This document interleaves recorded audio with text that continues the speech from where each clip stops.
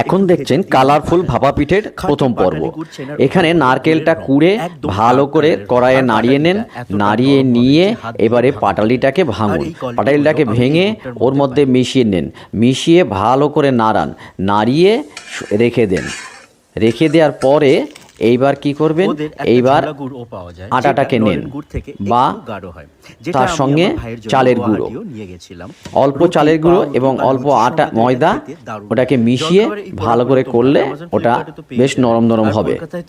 এখন দেখুন এইভাবে নিয়ে একটা সাদা করবেন, সাদা কালার, আর একটার মধ্যে একটু কোকো পাউডার মিশিয়ে নেবেন। এই সাদাটা মন্ড করে রেখে দেবেন, রেখে দিয়ে আবার যেটুকু বেঁচে থাকবে ওর মধ্যে একটুখানি কোকো পাউডার মিশিয়ে নেবেন, দিয়ে ওটাকেও একইভাবে মেখে রাখবেন। মেখে এবং দুটো একদম ওরকম হবে, একই রকম ভাবে মাখবেন গোল গোল করে। তারপরে ওখান থেকে অল্প